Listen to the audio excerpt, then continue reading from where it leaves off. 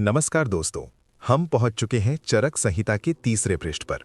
पिछले वीडियो में हमने देखा था कि महर्षि भारद्वाज मानवता को बचाने के लिए देवताओं के राजा इंद्र के पास पहुंचे थे। आज के इस वीडियो में हम जानेंगे कि इंद्र ने उन्हें क्या सिखाया और आयुर्वेद के वो 3 गुप्त सूत्र क्या हैं जिन पर ये पूरा विज्ञान टिका है। सबसे ऊपर श्लोक 22 को देखिए। तस्मै प्रोवाच भगवाना आयुर्वेदम शतक्रतुः, अर्थात भगवान इंद्र ने भारद्वाज मुनि को आयुर्वेद का उपदेश दिया। लेकिन यहाँ एक बहुत ही दिलचस्प बात लिखी है। इंद्र ने देखा कि भारद्वाज की बुद्धि अत्यंत विशाल यानी विपुलाम बुद्धिम है, इसलिए उन्होंने बहुत विस्तार में नहीं बल्कि अल्प पदों में यानी बहुत ही संक्षेप में गागर में सागर भर दिया। इंद्र ने उन्हें क्या सिखाया? श्लोक 24 में आयुर्वेद की सबसे सटीक परिभाषा दी गई है। इसे त्रिसूत्र कहते हैं। आयुर्वेद केवल जड़ी बूटियां नहीं है, ये 3 खंभों पर खड़ा है। हेतु यानी बीमारी का कारण क्या है, लिंग यानी बीमारी के लक्षण क्या है, औषध यानी उस बीमारी की दवा क्या है। ग्रंथ कहता है कि ये ज्ञान शाश्वत है और इसे स्वयं पितामह यानी ब्रह्मा जी ने जाना था। बुबुधे यम पितामहः। इसके बाद श्लोक 25 देखिए। भारद्वाज मुनि ने उस अपार और अनंत आयुर्वेद को अपनी एकाग्रता से बहुत जल्दी सीख लिया। सीखने के बाद उन्होंने क्या किया? क्या उन्होंने ज्ञान अपने पास रखा? नहीं।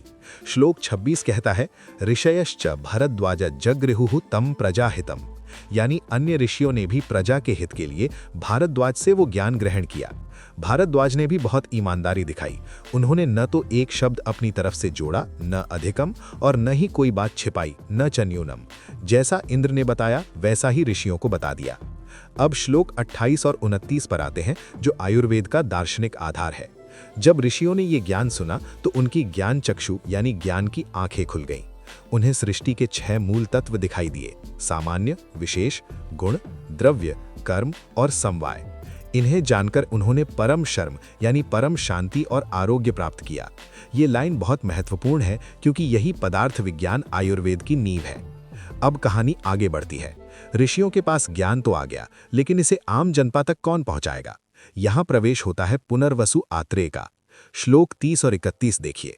पुनर्वसु आत्रेय ने सर्वभूतानुकंपया यानी सभी प्राणियों पर दया करके अपने 6 शिष्यों को ये ज्ञान दिया। क्या आप जानते हैं वे 6 शिष्य कौन थे जो दुनिया के पहले डॉक्टर्स बने? उनके नाम श्लोक 31 में लिखे हैं: अग्निवेश, भेल, जतुकर्ण, पराशर, हारीत और क्षारपाणी। इन 6 शिष्यों ने आत्रेय मुनि से उपदेश लिया। लेकिन एक सवाल उठता है। हम आज चरक संहिता पढ़ते हैं जो असल में अग्निवेश तंत्र है। अग्निवेश ही सबसे प्रसिद्ध क्यों हुए? श्लोक 32 इसका जवाब देता है। बुद्धेर विशेषस्तत्रासीन नोपदेशांतरम मुनेह, यानी गुरु आत्रेय का उपदेश सबके लिए समान था, कोई भेदभाव नहीं था। लेकिन अग्निवेश की बुद्धि सबसे तीक्ष्ण और विशिष्ट थी, इसलिए उन्होंने ही सबसे पहले आयुर्वेद का तंत्र यानी ग्रंथ लिखा। पृष्ठ के अंत में श्लोक 33 बताता है कि अग्निवेश के बाद भेल और अन्य शिष्यों ने भी अपने अपने तंत्र यानी संहिताएं रची और आत्रेय मुनि को और ऋषियों की सभा में पढ़कर सुनाई। यानी आयुर्वेद अब मौखिक ज्ञान से लिखित शास्त्र बन चुका था। तो दोस्तों, इस तरह आयुर्वेद स्वर्ग से धरती पर आया और लिखित रूप में हम तक पहुंचा। लेकिन जब ये ग्रंथ लिखे जा रहे थे तब देवताओं और पूरी प्रकृति ने इसका स्वागत कैसे किया, ये एक बहुत ही सुंदर वर्णन है जो अगले पृष्ठ पर आएगा।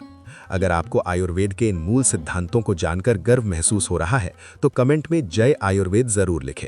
अगले वीडियो का इंतजार करें।